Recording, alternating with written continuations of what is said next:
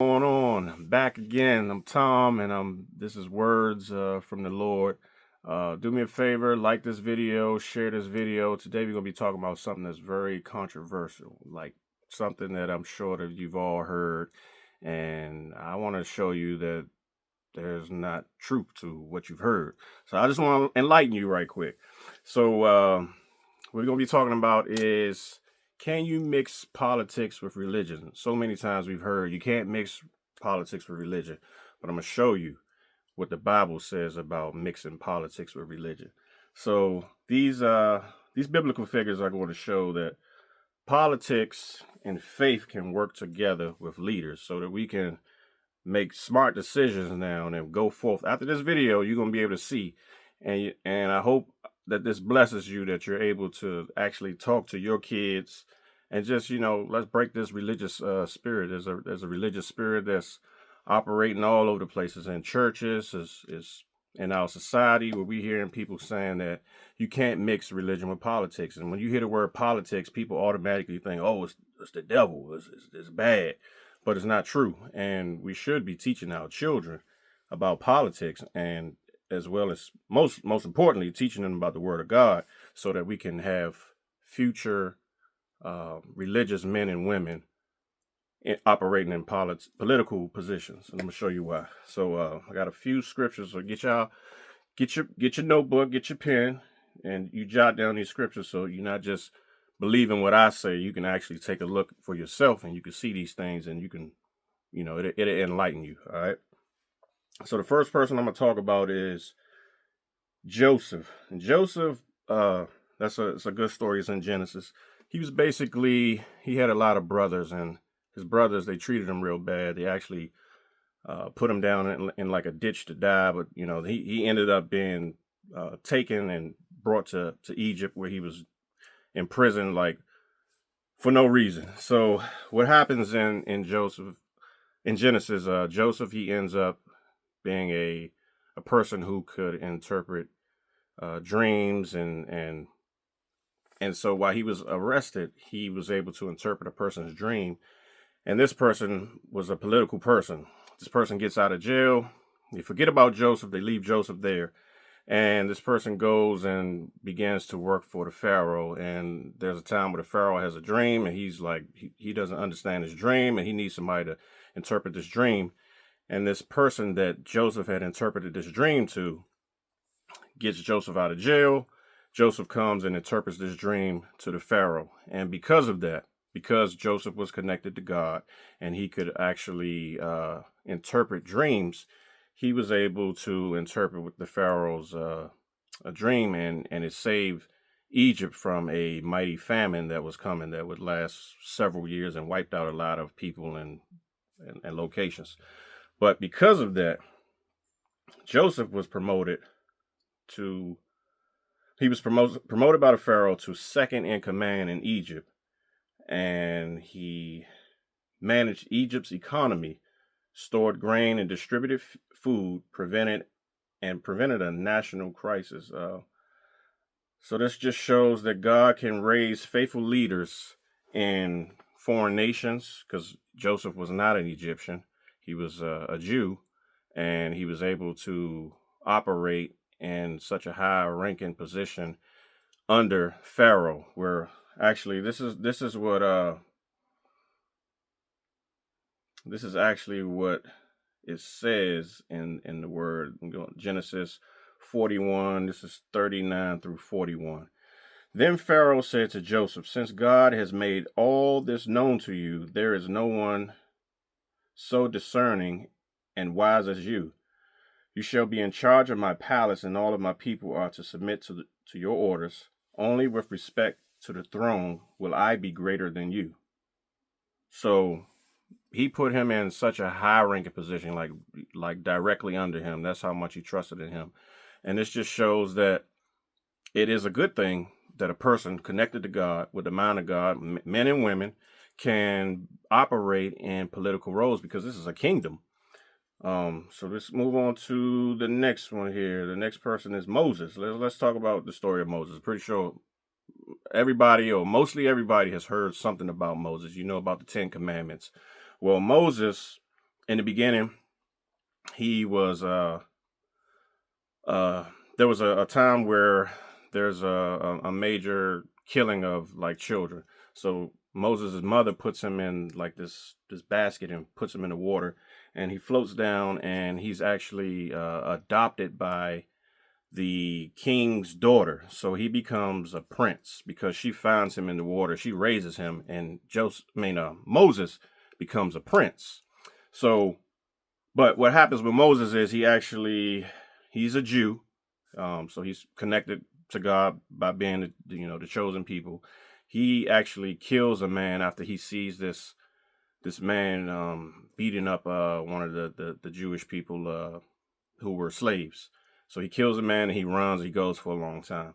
But actually, what's amazing about this story is how God worked in this, because Moses was able to free the slaves, the Israelites. There were slaves in Egypt.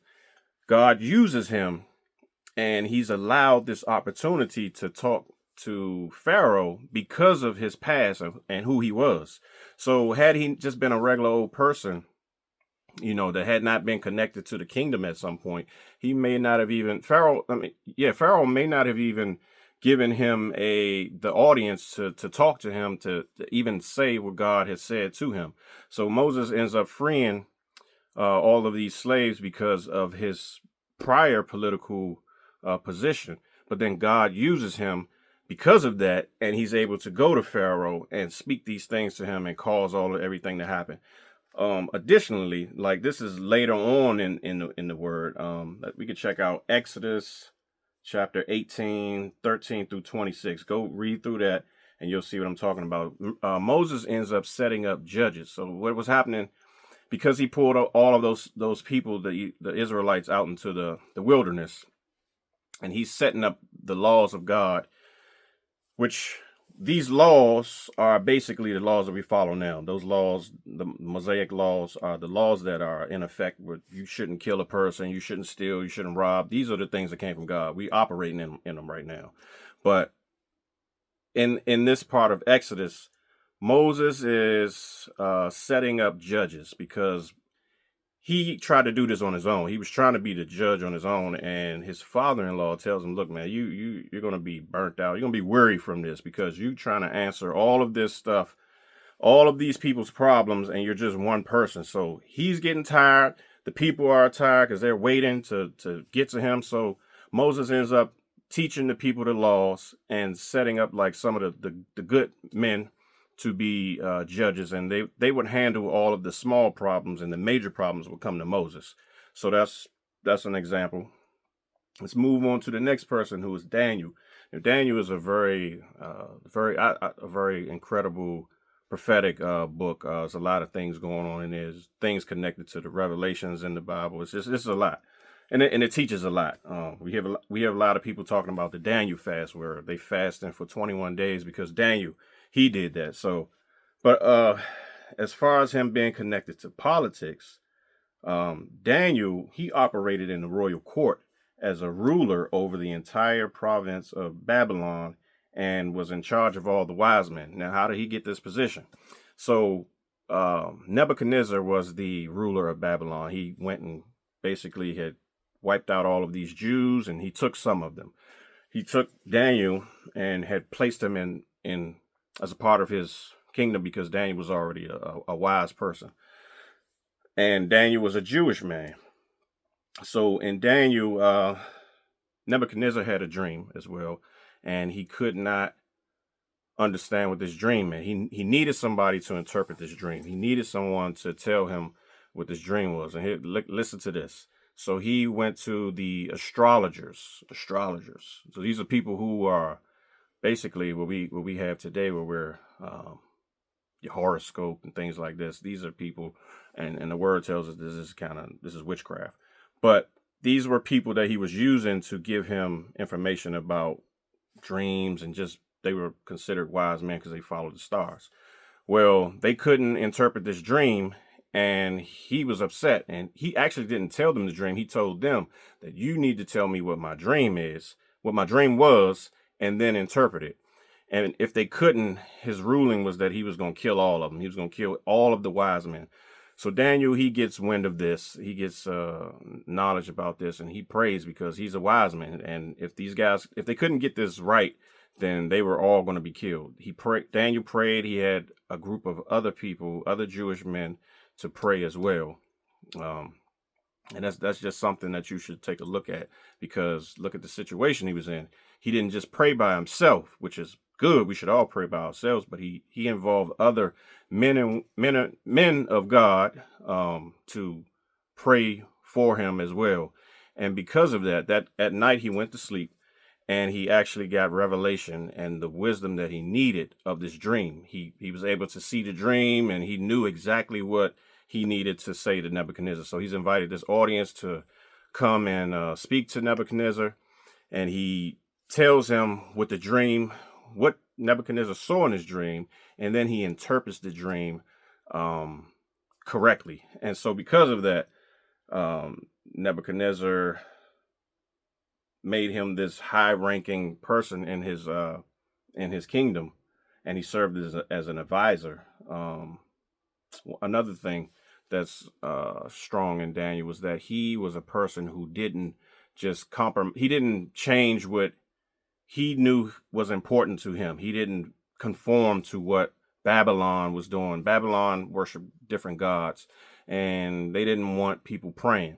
And so they created a ruling that if they saw anybody praying to the Most High God, that, you know, these people could be killed, or that was the thing. So Daniel, he just was like, I'm not changing, because he knew who was the real God, and he continued to pray. And it was a setup. So he gets caught praying, and they throw him in the lion's den. But because of his faith and because of who he was and what God wanted to show through him, God shut the mouths up of the lions that were in the den.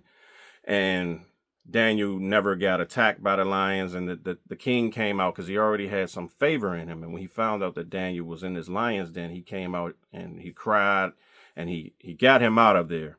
And because of this, look at how God did this. He turned this around for Daniel and just the situation. The person who had tried to use some type of trickery on the king to set up this rule was actually the person who was killed in the long run of this, because the king found favor in Daniel, and he knew that this wasn't good. So this person who had set all of this up was the person who ends up getting killed at the end. At the end of all of this. So what does this show about politics with Daniel? Faithful leaders can influence government while remaining true to God. This is the biggest thing, because people like to use scripture in Timothy. I believe it's Timothy 2:4, where it says that we're not supposed to get ourselves in the affairs of the world. But you can't look at the Bible this way, and this is what happens. A lot of people take things out of context, because in this particular scripture, Timothy 2:4, this is Paul, who's in jail at the time. He's writing a letter to Timothy, and he's telling Timothy, who was a young pastor, to just keep going forward in his faith, keep following the path that's chosen for him, which is to be a pastor, and to pastor, and not to go and start getting into everything else, but to focus on his ministry.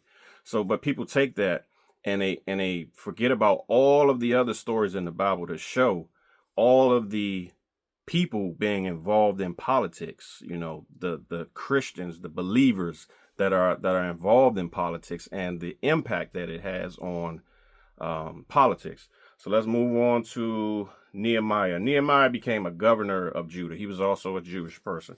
These are all from the Old Testament.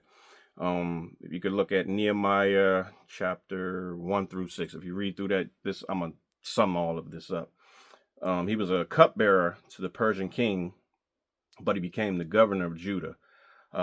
He led the efforts to rebuild Jerusalem's wall, and strengthen the city's defenses. And this was after Jerusalem had been plundered. The people were disobedient to God, and God turned them over to his wrath, and a lot of the people were killed. The town was destroyed. But Nehemiah comes along after all of this, and he begins to rebuild Jerusalem's wall and strengthen the city's defenses. He also reformed social and economic policies that protected the poor and ensured justice. So political leaders, they should care for national security and social justice. So, but a good leader requires vision, determination, and you got to be a prayerful person to be a good leader. Otherwise, you're going to be doing some things of the world, or just leaning in on your own knowledge and your own wisdom, which we know from the Bible is foolishness. So we get down to, I ain't forget about y'all women, because it's important that we have men and women in political positions, not just men. The Bible is not all about men. It's another thing. This is a part of that religious spirit that's going around saying that women can't be prophets, women can't be pastors. Not true. Not true at all. And I'm gonna tell you why. So Esther, she was a queen. She was a Jewish woman as well, but she became a queen to King Xerxes. I hope I'm saying it right. Xerxes, whatever. But she was a queen to him. Now, she finds out from a fellow Jew who's not in the kingdom, but he's outside the gate, and he's crying out. His name is Mordecai. And Mordecai is trying to let her know that, look, all of the Jews are going to be killed. And it's started because Mordecai would not submit to the ways of their kingdom. He would not bow down and worship another person or, any other god. And so there's this guy named Haman who's a part of the kingdom, and he hates the Jews because of this. And he sees, like, because of this, I think he believes like they can become powerful at some point. He can see the power in them because they don't conform to the things that everyone else does conform to. So he, devises a plan to try to wipe out all of the Jews. But Mordecai pleads to the queen and tells her, look, this is what you need to do. You need to say something, because don't forget, you are a Jewish person too. So if this law goes in effect, you're going to be killed as well. So the queen, she makes a very tough decision where she goes and she actually decides that she's going to approach the king and talk about this. Now, back in that time, you couldn't just come and approach the king like that. You can be killed for that, even if he was his wife. But she did that, and the king, he found favor in her, and he actually listened to her. And so she tells him about the plan and different things. But the long story short, this guy Haman, who was trying to start a genocide to kill every Jewish person. This is what he was going to do. He was going to wipe out every Jewish person. There would not be any more Jews around right now. We know how important Jewish people are. According to the word, they're God's chosen people. So Haman ends up being the person who gets killed at the end, and Mordecai is spared, and none of the Jewish people get killed, but Haman, he gets killed, and it's a tough story there. Then we can go to Deborah. And let me just speak on the political lesson about Esther, is that God places people in government to bring justice and protection. Okay, Esther was a key person in a major role for something that would have killed a lot of people. And because of her authority at the time, she was given that opportunity to speak to the king. A regular person would not have been able to do that. And so God strategically placed her in that position, knowing what was coming. People of God in positions like that, are courageous and are advocates for just laws. And that's one of the major reasons why we need men and women of God operating in politics, because look at us right now. We're in situations where we're allowing believers, because of the bad religious spirit that has been going on for such a long time, we have allowed any person to just run the government and to be in roles and high places, and no believers are getting into these positions. And you got to look at it like this: why would this be going around? Like, where did this come from? Where did this saying you can't mix politics and religion? Because it didn't come from the Bible. So where did it come from? It came from the enemy, because that's his goal. He's always trying to stop major things, major shifts. He doesn't want people in high places who are believers and who have the mind of Christ and who could affect good things and give the advice to people who might not be believers, but they can give good advice and allow these people to not make terrible bad decisions. We're in a time right now where we're all being affected by terrible bad decisions by political people. Because they're in charge, they're running everything, they're running the government. But if you never have a person who has a mind of Christ or a believer in these roles, then what do you get? Then whose fault is it? Because we are believers, but we're sitting back and we just allowing these things to happen. We don't teach our kids that they shouldn't, go into politics. We don't teach them how important it is to be in these roles, and we just sit back and let things happen to us because we didn't do anything about what we should be doing. And if you focus on this word, then you'll get to see that it's very important to be a political person. Not just a political person, most importantly, a man or woman of God in a political role. The next person we're going to go to is Deborah. And this is in Judges, chapters 4 and 5. If you look in chapters 4 and 5, you can see who Deborah was. Deborah, check this out. She was a judge. She was a prophetess. Okay, that's a person who can hear from God and relay warnings and messages from God. And she was a military leader. And at the time, she led the nation into a battle and ensured Israel's victory over the Canaanite army. As a judge, she settled disputes and governed with wisdom. Okay, this is very important. We have judges that are in roles right now who are disconnected from God, and we can see that with the decisions that are made, the judgments that are made. These affect all kinds of people, good people, bad people. You get a bad judgment, what can be done, but if you had the right person there who had a just mind and made good decisions and spoke to God, then we would have better decision making, better laws. Some things that are going on right now shouldn't be going on. I'm not gonna get into all that. The next person, King David. King David is considered the greatest king of Israel. If you know, in Israel, that the symbol that they have on the flag is the Star of David. This was the symbol that they used on their shields when they went to battle. And David fought many battles, and he never lost a battle. He conquered a lot, and he became like one of the greatest kings and rulers. And one of my favorite books in the Bible, and everybody who's close to me, who's in this religious walk with me, the spiritual walk with me, they know that Psalms is probably my favorite book in the Bible, because it just shows the heart of David and how he connected with God, and just, the highs and lows of life, which we all go through now.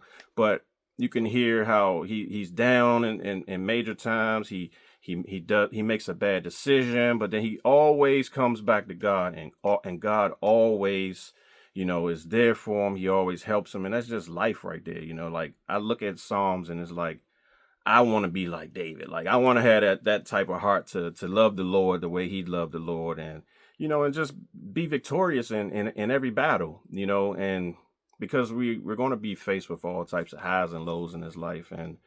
But if you got God, you can maneuver, and you can make it out of all of these situations and over all of these situations. So I like to talk about Psalms. But so the final one that I have, and this is the major one, this is the biggest one, is that, first of all, how can we say that you can't mix politics with religion, or with the Christian Bible, which is religion? How can we say that when in the book, the Bible, it's about a kingdom, the kingdom that God rules from, right?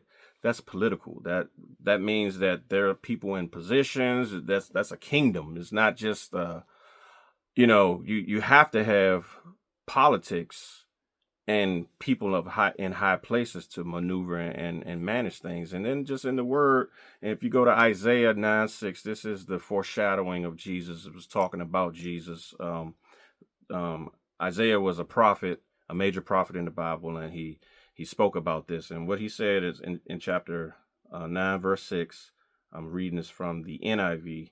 For to us a child is born, to us a son is given, and the government will be on his shoulders, and he will be called Wonderful Counselor, Mighty God, Everlasting Father, Prince of Peace. And if that don't show you right there that, hey, the government rests on his shoulders, regardless of what's going on, what people are in position, they're not in control, okay? At the end of the day, Jesus is in control. The government rests on his shoulders. However, we have to participate in this word, and we have to be doers and not just hearers, okay? So that means actively, working and doing what we should be doing. If we are reading stories and reading the scriptures and the word, which is from God, about his people who were placed in high roles in political situations and who helped people out, we should use that same information and that knowledge and become wise, be people of wisdom, just like King Solomon, who was another person from the Bible. He wrote several books in the Bible, I believe, Proverbs and Ecclesiastics, and these are books of wisdom. So some people who aren't even believers read Proverbs because it's wisdom. Like reading Proverbs will give you wisdom. You'll start to hear certain things, and this stuff relates to your life in this time and day right now. So, that's what I gotta say. If anybody got anything that they want to add to that, put it in the comments. Like and share the video. Let's spread this word. Let's break this religious spirit that's going around causing harm and affecting everybody. We gotta open our eyes. Let's get these scales off our eyes and see what's going on out here, what's really happening, and not just what you see, but it's a spiritual thing. We gotta understand that everything is spiritual. Like there's nothing going on that's not connected to the spirit. In the spirit realm, it's an amazing thing. The more you dig into this, but that's all I got for y'all, man. God bless y'all. Y'all have a great and amazing day.